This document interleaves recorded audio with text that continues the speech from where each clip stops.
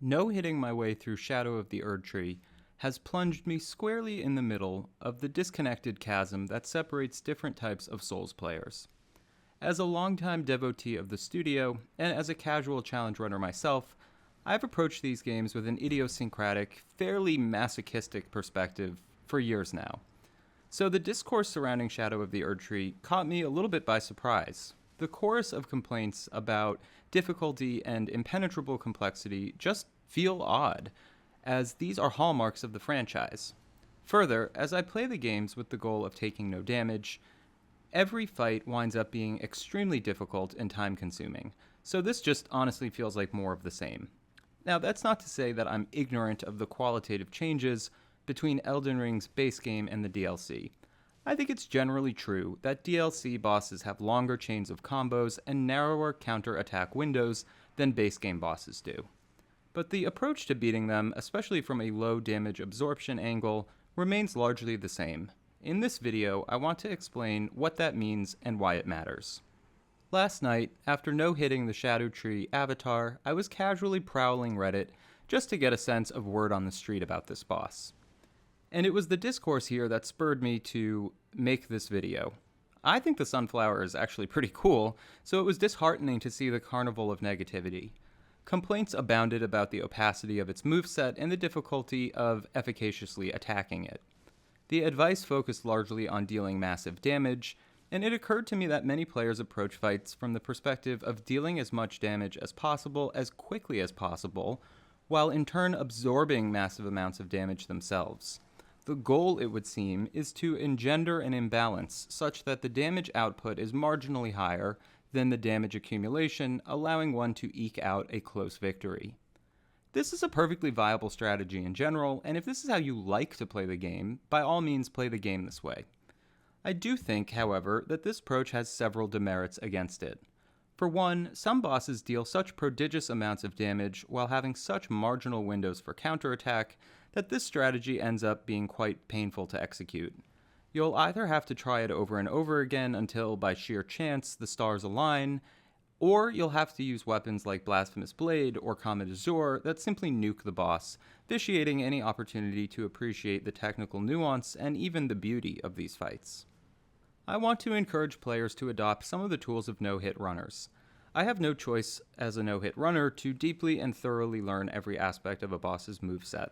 I would not encourage a casual player to do this unless they want to, but I would encourage an approach that incorporates a mix of moveset acclimation with judicious use of hit trading. Here's how I go about doing it. When I first enter an arena, I have absolutely zero expectation that I'm going to do well. My goal in the early stage is to recognize patterns and responses, and I don't expect that to happen particularly quickly. The first and most obvious thing I do is figure out the initial move. Many bosses will have a prescribed opening salvo that they use consistently, and learning to get through this without having to heal sets a good tone for the fight. It sucks to immediately start a fight already losing, and many opening attacks also present an opportunity for punishment that you'll squander with having to heal if you can't evade it. With Mesmer, I immediately failed on my first try. I had to guess when to dodge the initial plunge, and then I had to guess when to dodge the subsequent explosion. But when I failed, and this is key, I paid attention to why I failed. In this case, the explosion happened after I dodged, so I knew I needed to delay my dodge next time. A few rounds later, I no longer needed to guess or approximate. I learned through observation that the precise right time to press dodge is the moment he begins his descent. I was able to internalize the length I needed to delay for the second dodge as well, and I could consistently begin the fight by dealing damage to Mesmer. As I move into the fight proper, my attention shifts to a few main clusters. One is fatal or highly damaging moves, one is combo patterns, and another is counterintuitive responses.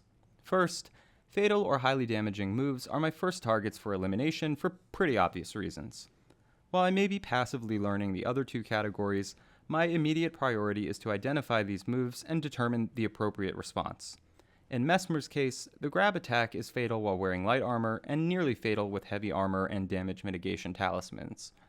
It's got a delay on it, so it's crucial to learn the timing, but it's not particularly difficult to do so. Most fights have some sort of move like this. The Sunflower's third phase features an explosion attack that usually one-shotted me, but although it killed me the first 2 times, while I was dying, I was able to count down during the attack and found that the explosion went off at about the 3-second mark. Likewise, the Putrescent Knight's signature horse dismount and charge attack can dispatch you in about 2 hits. With a multi-pronged attack like this, you're going to need some trial and error, and honestly, panic rolling in your initial rounds is totally fine. You're not going to succeed by panic rolling, but you weren't going to succeed in the first place, so who cares? In the absence of actually knowing when to roll, it might keep you alive long enough to start learning these patterns. With this move, you'll note the potential points of contact on the first hit, the follow-up hit, and then 4 more, 2 for the 2 horse charges and 2 for the 2 body charges. You'll also note, through some trial and error, that actually the kind of third move here does not need to be dodged, and it will miss you if you stand still. So once you learn this pattern and you really try to learn it, it's actually a fairly easy move to evade, which is really important because if you don't learn to evade it, you will expend a large chunk of your healings just with this move alone if it doesn't kill you in the first place. The second thing I look for is combos. DLC bosses especially use fewer singular attacks than you find in games like Dark Souls, instead relying much more heavily on chains of attacks in prescribed patterns. Understanding when a combo is beginning, what moves it comprises, and how to dodge them is crucial to any damage mitigation strategy. Looking at Mesmer again, I'm not going to expect to know how to deal with these combos in my first attempts. My focus instead is on recognizing them in the first place. I'm going to look for distinguishing hallmarks that I can anchor a mental map around. Relatively early on, I noticed Mesmer's heavy, multi-hit combo. This combo is distinguished by the flaming spear jabbed at a fairly lumbering pace with ponderous force, and it's followed by a number of subsequent plodding hits. The good thing about this combo is that it's very easy to recognize. Again, step 1 is simply recognizing the combo in the first place, separating it from the morass of singular attacks or other distinct combos. Then, having recognized it, you can immediately start focusing on learning the pacing of the attack. Here, the pacing is dodge, dodge, dodge, dodge. Often, an enemy will have several combos that end differently but start in either the same way or very, very similar ways. These can be especially difficult to deal with, but again, if we start with the strategy of pure pattern recognition and we recognize the onset of a combo, it then doesn't take too much additional time to recognize how that beginning has branched into several ends. The Putrescent Knight, for example, has 2 combos that begin like this. He can then branch into ending 1,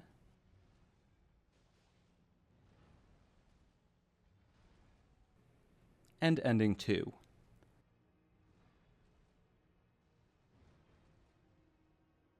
In addition to learning these combos, we also want to note that our window for counterattacking them is different. In ending 1, we can slip a counterattack in, as I do here.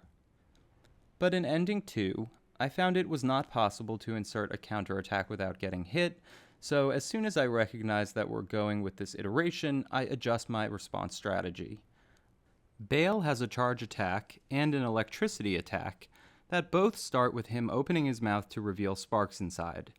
The openings of these moves are a bit different, but they're similar enough in a fast-paced environment that they can be difficult to distinguish, and I found it easier to adopt a strategy that actually deals with both. By rolling quickly when you see his mouth, you'll be safe if it's the immediate electric attack that's going to follow you as you run around, but if it's not that attack, you'll still actually have enough time to execute a second roll to handle the charge attack. I've talked in other videos about branching combos and how to adopt strategies that deal with all of the different branches instead of trying to recognize each one, so check those out if you're interested. If you're enjoying this, by the way, please do subscribe. I make a bunch of different Souls content here, but mostly they fall into the categories of video analyses of bosses and aspects of gameplay and combat, challenge runs, and then third, guides like this. So please hit the like button and subscribe if you're into that kind of stuff. Sometimes, a boss can have a narrow range of follow-ups to a specific move. These aren't bona fide combos because the boss is not required to use that ending or any ending at all, but it can be likely to use that ending. In Phase 1 of the Shadow Tree fight, the boss can do a move that entails 2 full spinning rotations of its branches. It will then have a cooldown time that furnishes a fairly beneficent window for retaliation. But in Phases 2 and 3, that exact same move can often be followed by a more immediate downward thorny branch slam. If you find yourself getting fucked by a move you thought you knew, chances are this is a trick designed to punish your complacency, and it's a great opportunity to pay attention and adopt a new response appropriate to the new moveset. The third category I pay special attention to is moves that have particularly counterintuitive timings. These will be the ones I always struggle with the most, as my age-addled brain is reluctant to set aside its impulses. For Mesmer, this spear move's delay was a source of acute pain. I was able to recognize it as a delayed move and even calculate the extent of the delay pretty early on, but it took me much longer to convert that knowledge into action. Likewise, the 3-hit mid-air combo the Divine Dancing Beast uses was at first quite agonizing, but again, I sort of targeted that as a focus for deliberate attention, and after a few more tries, I figured out the correct pacing and noted that adjustments in your initial positioning may require modifications to your response times. These moves can be a pain to learn, but nonetheless, by looking out for them, you are able to work towards overcoming your initial impulses, and the proper timing for these moves eventually themselves become instinctive. DLC enemies in particular have a penchant for mixing in evasion timing with spatial awareness, and knowing this is a motif in these fights, you can actively search for them. The Divine Dancing Beast's lightning phase is a minefield of difficult pacing. The lightning projectiles have a unique timing, and the ground lightning explosions force you to navigate both time and position as you balance the need to time your evasions to his moves with the simultaneous need to move consistently backward before the ground explosions go off. But once you realize that you must couple the timing of your evasions with this backward motion, you consistently can avoid both his actual attacks and the lightning. In Bale's second phase, his double wing slam carries over from the first phase, but this time the slams are followed by streaks of lightning that go off at a slight delay. You can double dodge these, dodging first the initial strike and then the delay, but you can also use positioning to your advantage. If you jog to your side as he's attacking, you'll actually only need to dodge the initial slam as you find yourself outside the hitbox of the delayed explosion, opening up a great opportunity for a counterattack. In the Shadow Tree fight, there's a distinctive vertical 4-hit combo. After the 4th hit, there will be a delayed thorn explosion. You can simply time a delayed 5th dodge for this, but upon experimentation, you'll notice that you can simply outpace it by jogging a bit to the side, again allowing you to punish instead of wasting time and stamina on a superfluous dodge.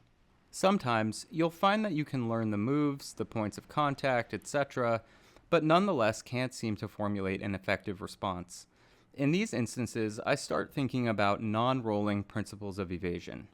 As I've discussed in other guide videos, while rolling is the primary defensive maneuver in Elden Ring, there are other considerations as well, especially spacing, directionality, and positioning. Let's look at the Putrescent Knight's signature combo again. The initial horse charge and knight charge are easy to dodge, and you'll note the generous spacing. But the second round proved much more finicky. I often found that I wasn't able to get the second dodge off in time, leading me to get hit by the knight. So I asked myself why I was getting hit. It was because the gap between the knight and the horse was much smaller than in the first round, leading my iframes from the dodge to expire in such close proximity to him that I couldn't dodge a second time before he hit me. The solution to this, of course, is to create that distance. And the way I did that was by backing up before the horse spawned. By doing so, I could ensure my dodge ended as close as possible to the back of the horse, thereby putting maximal distance between the horse and me and the knight, allowing the second dodge to be discharged in time. In Rolana's case, she has a move where she makes 2 circumferential sword sweeps. There too, I found that the first dodge went off without issue. But when dodging inwards, there was a window between the expiration of the first dodge's iframes and the earliest possible commencement of a second dodge, during which she was still attacking. With an inward dodge, in other words, it was not possible to double dodge without taking damage. This alerted me to the need to pay attention to the direction of my dodge. While I had sporadic luck with diagonal dodges, the safest way to consistently evade damage was to double dodge backwards and then roll forward for her slow counterattack, allowing you to evade that and punish her. In the Divine Dancing Beast fight, the vortex in his wind phase is simply too wide to be dodged through. Right away, this should alert you that you can't rely on just dodging for this. The solution, it turns out, is to run to the side as much as possible as it's moving towards you, and then dodge outward for the narrow segment of the side of the vortex that still remains in your path. With all of these, the TLDR here is basically that, if you see a move that you just cannot dodge, even when you know that you recognize it really well and you recognize the points of contact, etc., then there's a very good chance that dodging alone is not the solution, and you should start to think about other tools in your kit, like positioning, direction, strafing, or running, utilization of hitbox strategies, and stuff like that. There's a lot more, but these are the main things I try to look out for in every fight. What's the point of all of this? Well, I encourage players to utilize a mixed strategy.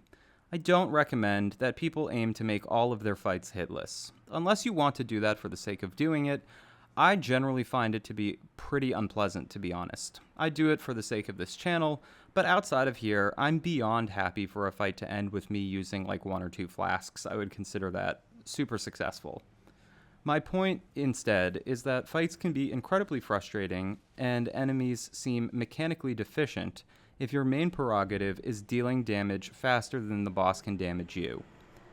Instead, if you prioritize evasion and think categorically about how you can learn to do that, you can win more quickly while unlocking the technical genius of many of these bosses, in turn engendering an appreciation for the many masterpieces in this DLC.